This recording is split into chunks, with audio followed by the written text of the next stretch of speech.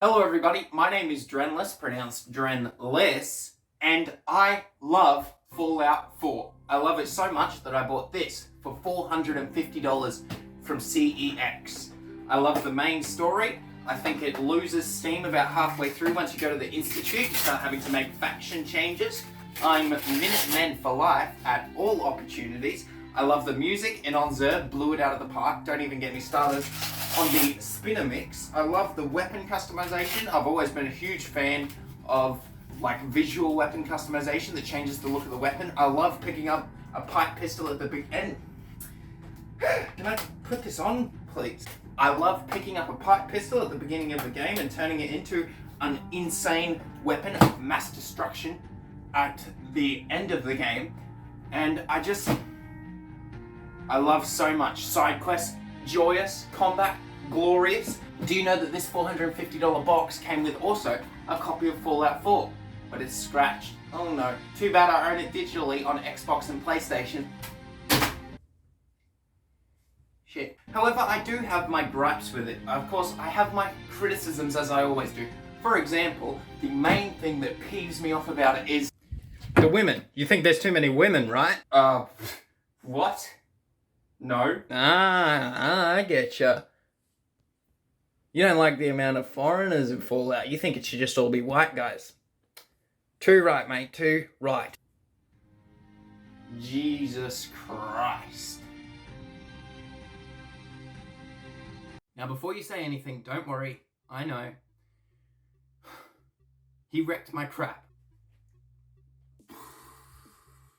Big thing, if you have any criticisms with the way I handle this video, please let me know. This is a topic I'm very passionate about and that I really want to be really good at handling. So I'm doing my best. If you have some criticisms, let me know. As it says in channel bio, constructive criticism is always welcome.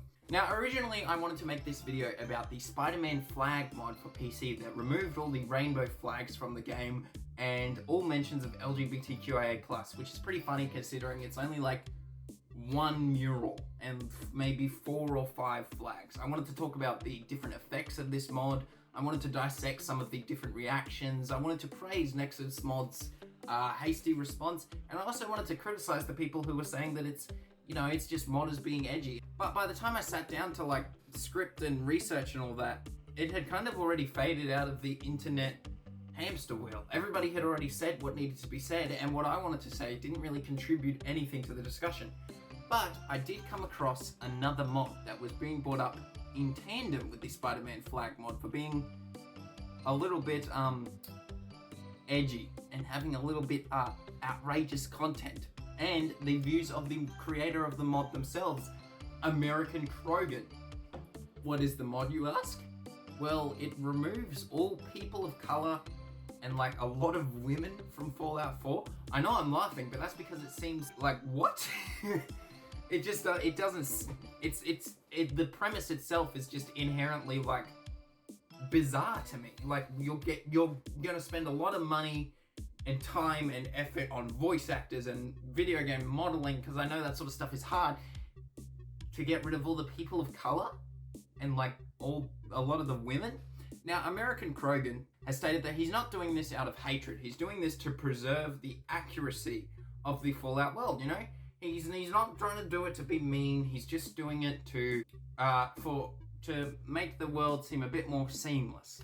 In this video, I'm going to argue that he is doing it out of not necessarily hatred, but more like racism and sexism. He's not doing it because he's trying to be scientific and accurate. He's doing it because he misses the point of a lot of the games he plays, and he's a bigot. I don't know if I can just say that, but I'm just gonna say it anyway. Now, the first tweet that I saw about this mod from American Krogan himself was about the Borbrov brothers from Fallout 4. The twin brothers, Vadim and Yefim, who only dug out in Diamond City. Now, American Krogan states that the Borbrov brothers are white, but we think they're out of place in Fallout 4. It's highly unlikely that Russians would have traveled to Boston after the Great War, so we're replacing them with Southerners. Get in touch if you want to voice them. Now, my first question is it highly unlikely?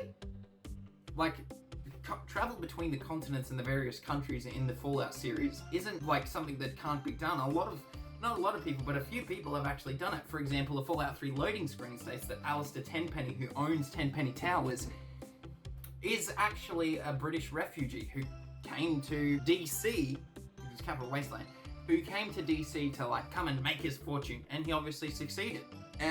But you know, we have to give American Krogan credit. He didn't say impossible. He said highly unlikely.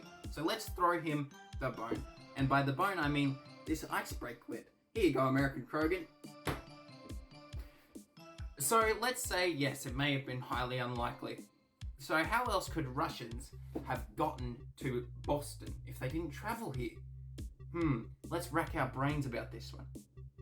Maybe they were already there.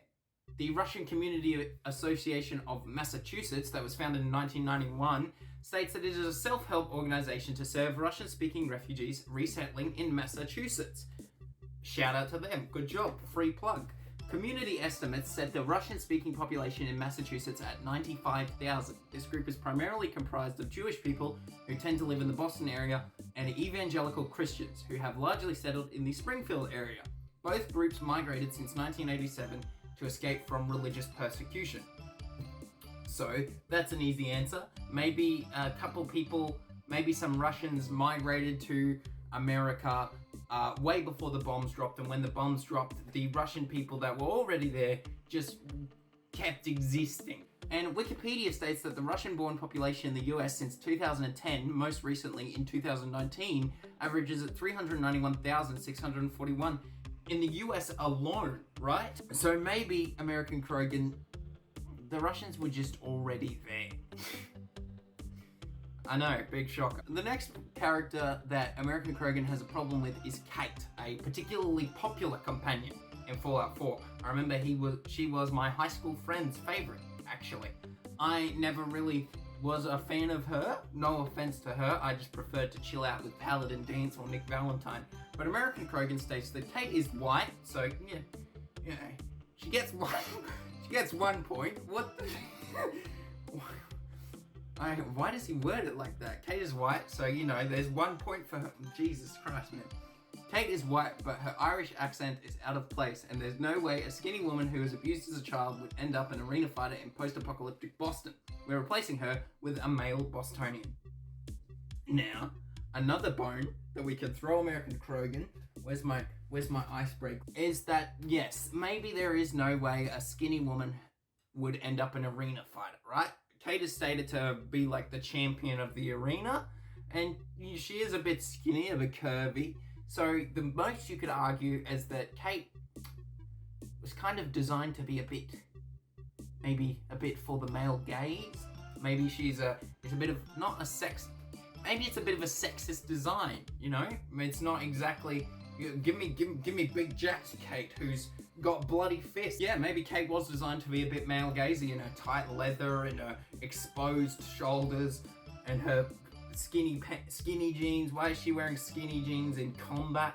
Making her a bit more jacked, giving her a bit more realism. I would have no problem with that. But her Irish accent is out of place, and there's no way a skinny woman who was abused as a child would end up an arena fighter in post-apocalyptic Boston. We're replacing her with a male Bostonian. Now, would it be smarter, and would it be more indicative of American Krogan to reword this as Kate is white, but her Irish accent is out of place, and there's no way a woman would end up an arena fighter? Maybe. You see, American Krogan likes to... He's a big fan of like traditional gender roles and stuff like that, which comes out more in the later characters. For example, Vault 81's Barber, who is like a black sort of effeminate guy who is a barber, and he helps you out. He's really fun. And American Krogan says about them, I'm turning Vault 81's black barber into a white female stylist. Because, you know, he's not white, so that's 1 point deducted. And why would a guy be a barber? They wouldn't. A woman would be. Now, the next one, another character that he's like reworking is Tinker Tom from the Railroad faction, who's like their kind of resident tech guy. Now, previously when I was a bit waffly about like the last couple of people, you probably noticed I sort of don't really know what I'm talking about a little bit. I actually do want to talk a lot about this tweet about Tinker Tom, where he says, another important character who must be revoiced is Tinker Tom. We're going to probably use most of his old lines, but twerk them so that Tom will now be a white autistic spurg. If you're interested in voicing him, send samples to blah blah blah at blah blah blah. Now, I have a lot of problems with this because Tinker Tom doesn't explicitly have any mental characteristics in the main game. I'm saying this as somebody who was diagnosed with Asperger's syndrome at a very young age. Tinker Tom doesn't explicitly have like any brain things going on. He's just a weird guy who likes tech and injecting people with weird stuff. And reworking him to be white is super racist, and making him an autistic spurg just really takes away all of his uniqueness and really puts it into a certain box that the only reason that Tinker Tom is different and that he's fun and that he's cool and that he does all this weird stuff is sort of just like, it's really indicative of like all those like child prodigy stories about autistic people, you know, where they're super good at everything and they're super bizarre because of their weird brains, and it's just, you know what I mean? It's just, it's very reductive of who he is as a character by saying, oh, the only reason you're into this is because you've got something wrong with you. You know, that's really what this whole tweet feels to me. Also, he calls him a spurg, which is, the usage is, I looked it up, that like it's kind of, most people think it's a slur, other people think it's not a slur. I think it's super mean, but and maybe just because I'm autistic and a very sensitive soft boy, you know, maybe that's it. Maybe that's I love this Pip-Boy, man. You can turn the dials and tune it like it's a radio, and you can turn this thing. Look, I can turn it like in the game, and I also have this little thing that Nate uses to open the Vault 111 door. I love this thing. There's a few more characters. I could just keep reading tweets like this, like, we're gonna get rid of this character who's a woman because they're a woman and I wouldn't want a woman. Like Ronnie from the Minutemen quest, who's like this war veteran who runs the castle. And then I could be like, oh, well, he wants to get rid of Preston Garvey because Preston Garvey isn't white. And I could be like, well, Preston Garvey is blah, blah, blah, blah, blah, blah, blah. He really doesn't like the Minutemen faction, apparently, which is sad because, as I said before, I'm a Minuteman through and through, brother. But I really just want to talk about the next part, okay? This is where we get some maths and some science, and we get a bit fun. This is where my brain starts working, okay? This is where the dials, callback, start working. American Krogan says the Fallout timeline had no civil rights or heart-seller acts. There was also no feminist movement lowering the white birth rates. Quick pit stop to throw up. Blacks would have remained a tiny minority within Boston proper and would have perished in the blast on October 23, 2077. A lot of problems with this one. Feminist movement lowering white birth rates. Whoa. Just describing like people of color and like as just like blacks. My first problem with American Krogan's Fallout timeline had no civil rights or heart-seller acts is that he states that the people of color would have remained a tiny minority within Boston proper and would have perished in the blast. A very interesting thing that happens on the internet and just life in general is that people hear the word minority and just assume that minority means like small, like a small amount. Minority doesn't mean like there's not much. It just means there's not as much as the majority. So, in 1950, the total population of Boston was 801,444. Now, this is according to a statistic I have called, ready for this, Historical Census Statistics on Population Totals by Race 1790 to 1990 and by Hispanic Origin 1970 to 1990 for large cities and other urban places in the United States by Campbell Gibson and K. Jung. Now, the total population of Boston in 1950 was 801,444. That's a lot of people. The total population of people who identified as, let's say, like black people was 30,628. Is that less than the people who don't identify as that? Yes, obviously. Is that a tiny minority? Not really. 30,000 is a lot of people, and that's my problem. A lot of people see minority and they assume that means like 4 or 5, right? That there's only 4 or 5 people of color, and when the bombs dropped, they would have all died. That's what American Krogan's basically saying. But the total population of black people, according to Wikipedia, in 1950 in America was 15 million, which is not as much as the white people, who was 134 million. Like a shitload of people.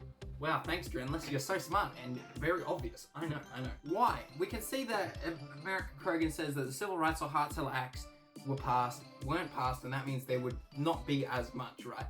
But if we look at the gain of total population in America, let's say from 1960 to 1970.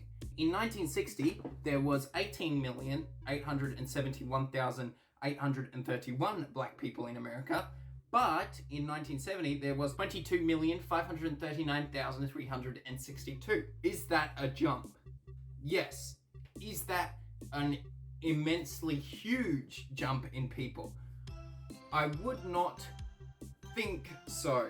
19, 20, 21, 22. That's only about, let's say, give or take 4 million more people, right? Which is a lot, as I said before, but it's not a massive increase, right? So American Krogan's statement that the Fallout timeline had no civil rights or Hart-Celler Acts, that's why there would be less black people, is pretty incorrect, because it's not like once the Civil Rights and the Hart-Celler Act were signed, all these people in like other countries were like, oh, did you hear that America said we can like drink at the same bubbler as white people now? That's crazy. We've got to go over there.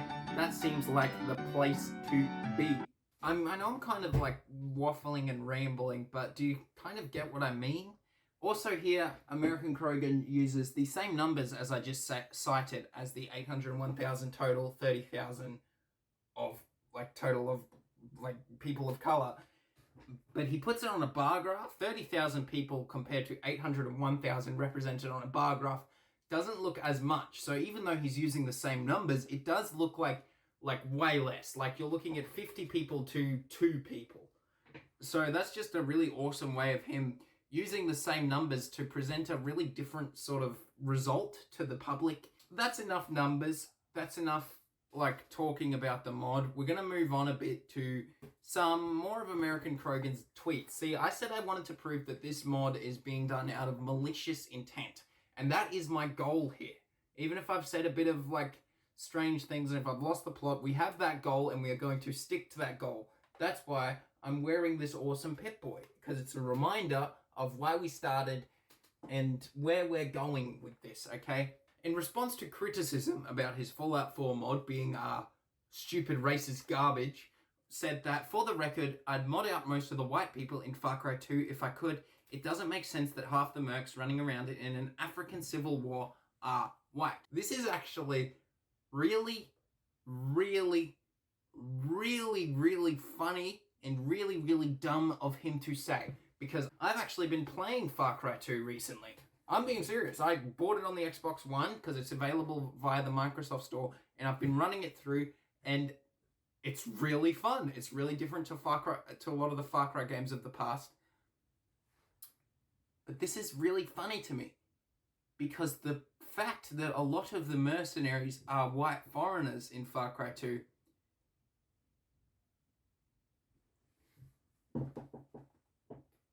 is the point. In Far Cry 2, you play as an evil mercenary sent to the unnamed African country to catch a renowned arms dealer known as the Jackal. While there, you can team up with the various factions and help them out and sort of thing. You can help them out on the way to your prize. You contract malaria, blah, blah, blah, blah, blah, go out in a blaze of glory, blah, blah, blah, blah, blah. So for the first third of Far Cry 2, you're working with 2 different factions. I can't remember the names of them right off the top of my head, but you're working for them, and the way it works is you can do a quest for Faction A, and then after that, you can do another quest for Faction A, or you can do a quest for Faction B. Now, at the end of the 1/3 mark of the game, the faction that you have completed the most quests for will ask you to go out and assassinate the leader of the opposing faction. Let's say you team up with faction B, you're sent to kill the leader of faction A. After killing faction A, faction B's boss asks you to come back and receive your reward, and you come back and you're betrayed, right? You're left for dead, and you're basically like, you're left for dead, right? You're left for dead, and you're left for dead, and the faction B leader holds an honorary celebration to celebrate the fact that peace has been returned to the unnamed African country. And in response, you are given a task to kill that faction leader, and you do so. For the second third of the game, you're repeating the faction process, but with two different factions now, faction A and faction B. Now, halfway through the second third, and I suppose that's just the halfway point, the factions agree to a ceasefire. That's bad news for you, remember, because you're a mercenary. All your friends behind you are a mercenary. You're here to make some money and shoot the jackal in the head, right? And you haven't done either of those yet. So you're given a mission to deliver guns to the ceasefire. Listen, I'm taking a bit of initiative here. The big boss, Major Tembosa, doesn't know anything about it, and I'd like to keep it that way. You follow? Because here's the thing, the situation being what it is these days, there's a good chance the warlords in the south could join forces. Now, if that happens, guaranteed, blokes like you and me are out of a job, or worse, shot and dumped overboard like some rotten meat. So, to keep that from happening, I'm going to stir the pot. Now, it turns out your friend the Jackal's been hiding a massive weapons cache on his island, Lake Sagolo. I've worked out a way to sail those weapons straight into the city under a UFLL flag. Tembosa will assume the front's to blame, and next thing you know, we're back at it. Now, when I played this section, I admit the gears in my head were turning. I thought, I don't really want to do this. Peace has been restored to this war-torn country, if even for a moment, and these people can begin to heal. But in Far Cry 2, you're kind of a bad person. A lot of your missions involve destroying plants destroying factories that make medicine, and killing like public officials and stuff like that.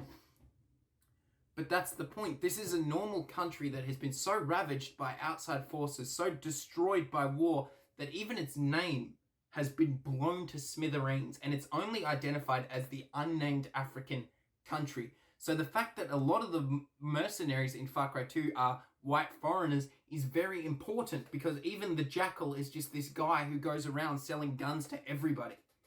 You openly make this country worse, and the only way for you to find redemption is to help people leave it and then die.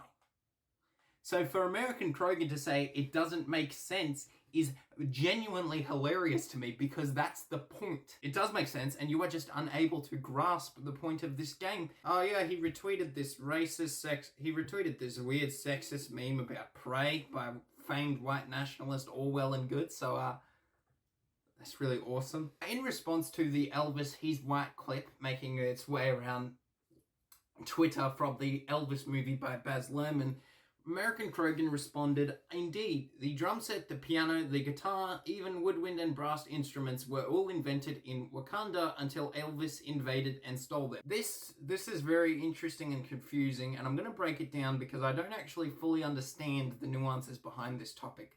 But basically, there has been a lot of people claiming that Elvis actually stole a lot of his success and songs from prominent like black artists and people of like artists of color, right? And American Krogan here in response is saying, that he stole everything from Wakanda. But why would he steal from Wakanda? Because Wakanda is in Black Panther. That's where all the black people are, obviously. That's stupid racist, right? But Elvis stealing music is a very complicated and nuanced topic that hasn't really been, I couldn't find any definite proof on. For example, a lot of his famous songs like Hound Dog and Don't Be Cruel was actually originally sang by Big Mama Thornton and Otis Blackwell, respectively, right? I don't want to say anything like Elvis did steal or Elvis didn't steal. I just have to say this is a very nuanced topic that requires a lot of respectful discussion being had by the people affected by this. You know, a lot of people are saying he did or he didn't. And American Krogan coming in and saying, yes, Elvis stole everything from Wakanda and killed everybody, is just really, really foolish of him to sort of try to put his foot and shut down this argument that he really has no part in. Because I can guarantee you, American Krogan doesn't give a shit about Elvis, right? I can promise you that he does not listen to one Elvis song. The only Elvis tweet he's made is this one, and it's the Elvis He's White clip, and he's just trying to be an inflammatory asshole. Okay? This is a complicated discussion. I have no part in it. American Krogan has no part of it, and we are going to just move on. Now, here's where things get a little bit serious. Okay, I'm going to have to make less jokes about this part. American Krogan on the August of 8th states, I discuss in detail what really happened at Wounded Knee here in this video from 38 minutes to 58 minutes. Wounded Knee is a very, very important conversation to be had with dozens of historians constantly dissecting and talking about what caused it, what actually happened, and what should be done now. It's not just an event that happened. It's something that's still continuously being discussed. How has its impacts, trickled their way down into the United States' current way of operating? I highly doubt that American Krogan can aptly summarize that and really discuss what really happened in 20 minutes on a site called Odyssey, which I feel like is just like a site just designed for giving me Trojans. American Krogan continuously refers to Indigenous Americans as Indians, which is just a slur because, spoiler alert, they're not from India, they're from America. They're Indigenous Americans. I'm just going to take the Wikipedia definition saying that since the 1970s, Indigenous, capitalized when referring to these people, has gradually emerged as a favored umbrella term. The capitalization is to acknowledge that Indigenous peoples have cultures and societies that are equal to Europeans, Africans, and Asians. Okay, so just the fact that he's calling them Indians proves that he didn't research this topic enough to be making a 20-minute Wounded Knee, what really happened. Okay? But how does the video go? Well, he plays Bioshock Infinite audio logs in full, then repeats what exactly the audio log just said, except in a more boring and more annoying way. Nearby is another one of Slate's recordings. They'll call us assassins when our work is done. According to Slate, a swift let go of the Vox Populi. We train Comstock's life for a new one. So be it. The Fitzroy will combat specificity. I thought all the new weapons he will still be seen bringing back together in peacetime. With Comstock gone, my men's past deeds will be secret, and they will claim the spoils to them. I need not live to see it. Here we learn that Slate's alliance with the Vox Populi is one of necessity. As he states, they're trading one lie for another. He continuously refers to Comstock as Comstock. Comstock. Okay, let's get down to it. Now, what actually happens? Booker and Slate in Bioshock Infinite recount what happened at Wounded Knee. Booker was part of the 7th Infantry Cavalry. Booker is very ashamed of his actions, whereas Cornelius Slate, his comrade, really glorifies his actions. Slate is kind of seen as this guy who is so obsessed with what he and Booker did at Wounded Knee that he very much hates Comstock for even claiming to be there. A lot of interpretations can be gleaned from this, but I've always thought of it as Slate is so sort of not traumatized, but so wrapped up in his own head at what he did that even the mere act of Comstock claiming to be there is just this really just affront to him. It's sort of like we can joke about me and Booker can joke about that, but you're not allowed because you weren't there. While he does glorify what he did, he's really seen as this, I don't know, not tragic figure, but sort of this guy who's not really just two-dimensional. American Krogan's explanation for what happened at Wounded Knee states that there was something called the ghost dance that Vivoka, a man named Vivoka, taught to the Sioux people. Now, the ghost dance is very important. The ghost dance was a dance that the indigenous Americans would do that sort of was urging the spirits to come kill all the American, oppressors using landslides and floods. And while he discusses this, American Krogan plays, really hardcore, awesome music to really just display, the obscene violence on display in these thoughts. The mere belief that these ghost dancers would kill white Americans is shown as this horrific, violent act by American Krogan. That's what he portrays it as an attack. He also states that the indigenous Americans wore something called ghost shirts that they believed to be bulletproof.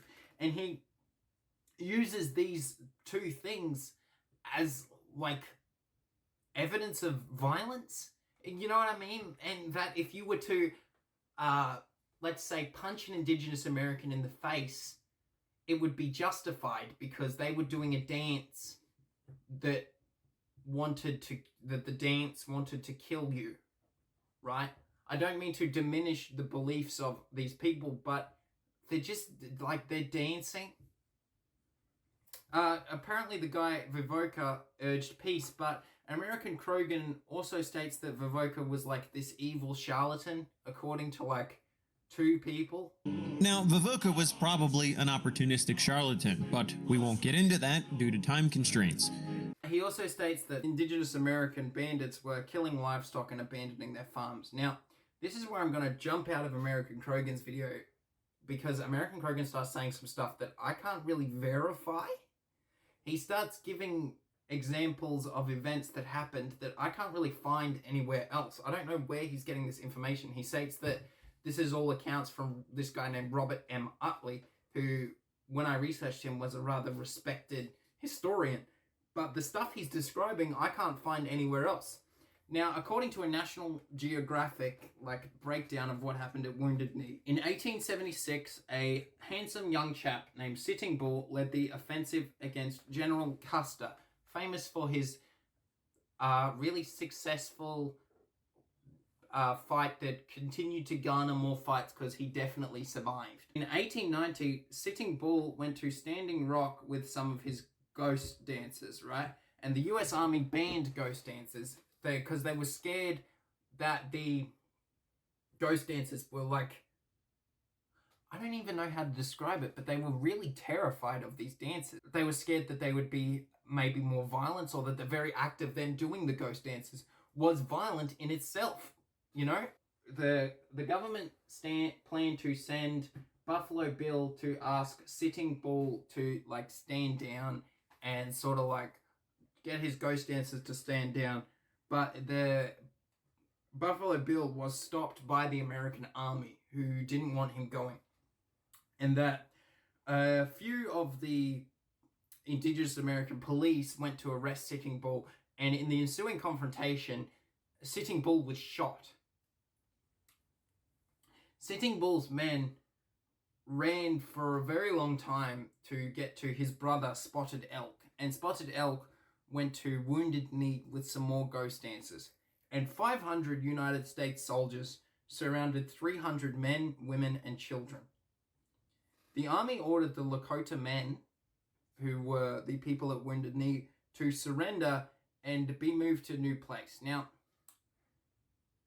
to indigenous Americans, where your home is, your land, it isn't just land. You have deep spiritual ties to this place. It's not just land, it's yours, I can't really aptly describe it, but it's not just dirt and grass. And when the American Army said, you guys are all going to move, that wasn't really just, we're going to move you, that was, we're going to take you away from your homes, from your land. And the Lakota people started ghost dancing because they really didn't want to be moved. The soldiers have been told that the ghost dance is a violent, aggressive act, and that the Lakotas are trying to kill them with the power of ghosts. And when a indigenous American man throws a handful of dirt in the air, soldiers start shooting. At least 300 Lakota men, women, and children are dead from gunshots, as compared to the 25 soldiers who were injured by friendly fire. For 3 days, the bodies of the Lakota men, women, and children are left in the ice and the snow to freeze. They've been stripped naked. The soldiers have taken their ghost shirts as trophies. Like, look, they thought these shirts would protect them from bullets. They didn't exactly work. And, yeah.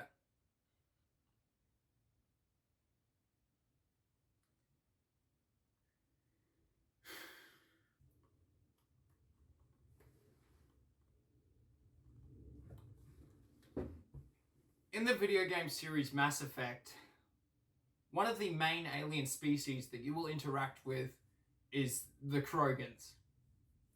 The first Krogan that you meet is a guy named Urdnot Rex. He's a gun-for-hire mercenary.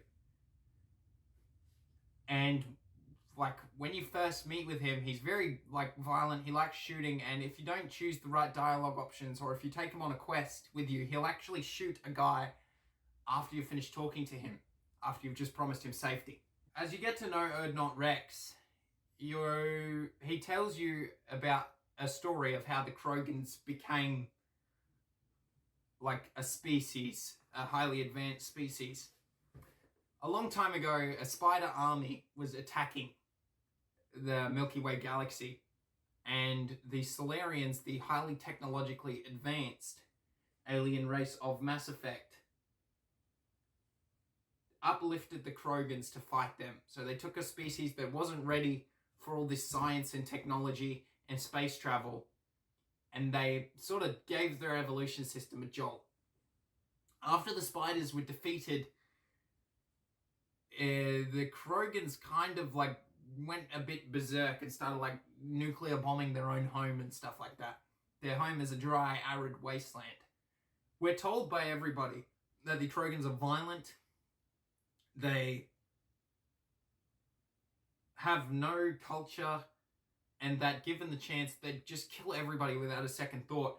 And when you first meet Urdnot Rex, he feels like he fits exactly into that box. However, as you start talking to Rex and making friends with him, you start to sort of learn a bit more. You find out that he used to be a pretty high clan guy, and he was trying to unite the clans of the Krogan into one race and into like one race, and that he went out to a very sacred place and was shot in the back, and he was very distraught over that because the person who shot him in the back was his own father, and that his own father had violated the sacred rules of this sacred place, right? You can help Urdnot Rex find his father's armor, and you can also learn something about the genophage. Amidst the Krogan's violent rampage back after they were uplifted, the Solarians did something to their atmosphere that rendered all Krogan infertile. All of them. They're all infertile. And if a baby is born, they pretty much immediately die. The genophage is incurable, and it's generally perceived that like in a few, maybe 100 years, all the Krogan are just going to be gone. There's going to be no more Krogan. Throughout your adventure in Mass Effect 1, you come across a cure for the genophage that the main antagonist is using to make Krogans brainwashed soldiers.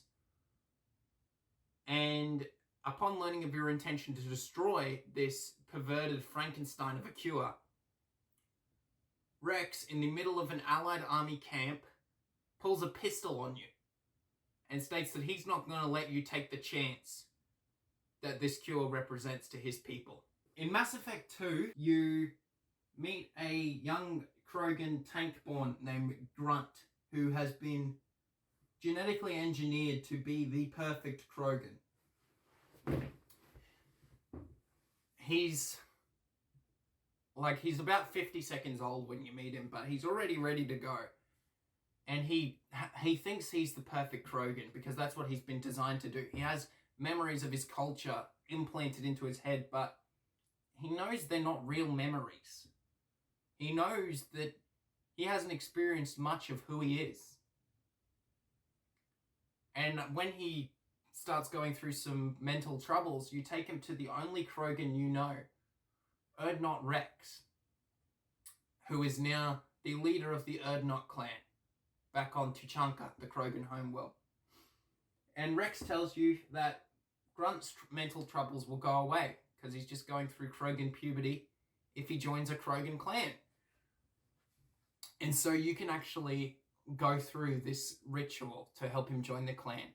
And everybody sees him as this facsimile of a Krogan. All the Krogans see him and they go, that's not a Krogan. That's like a drawing of a Krogan. But with your help, Grunt can pass the trial with flying colours, and he joins the Urdnot clan. And while on Tuchanka, you can see that despite it being a bombed out, arid wasteland, there's still life flourishing there. In Mass Effect 3, for some plot reasons that I won't go into, you need to create a cure for the genophage. And you meet a woman named Eve. Eve is a woman Krogan, and she goes completely against everything we've been told about Krogans. She's smart, she's compassionate, she's willing to die for her ideals. Eve is also the only fertile Krogan woman to ever be born. Like, in a long time. And you're going to use Eve's DNA to create the cure for the genophage. Despite her being the complete opposite of everything that we're told a Krogan is, we're actually told, no, she's not wrong, she's not different. That's a Krogan woman right there. And Eve is prepared to die, to sacrifice her life for the chance to let her species live. Let's say you cure the genophage. Rex tells you that now that the genophage has been cured, all the Krogans scattered across the galaxy, who are acting as guns for hire, listless, have no purpose in life, are coming home. Their race has been given a second chance. Let's say you don't decide to cure the genophage. Let's say you sabotage the cure at the last second. Then at the crux of the game, Rex will burst through the window, pull a gun to your head, and say that despite the fact that you were the best friend he's ever had, you have doomed his race. The thing is that everything that I've just told you pretty much boils down to one thing. The main thesis of the Mass Effect series is don't judge a book by its cover. That's it. That's it. Mass Effect 1, don't judge a book by its cover. Humans can join the council. Krogans are cool and struggling with stuff. Asari aren't just sex objects. Mass Effect 2, don't judge a book by its cover. Don't fall into these stereotypes of races. And the thing that blows my mind, that absolutely leaves me flabbergasted, is that American Krogan can play through those games, I assume, and use the name Krogan. And he can look at an incident where almost 300 men, women, and children were senselessly butchered out of racist xenophobia, out of just paranoid bigotry. He can look at them, he can look at this incident of children's bodies left to freeze in the snow, and he can say that while he does feel sorry for them... Now, while I do retain some sympathy for the Plains Indians during westward expansion, the idea that they never brought hostility on themselves is absurd. These were not reasonable, peaceful peoples. These were hunter-gatherers whose entire identity centered on warfare and conflict.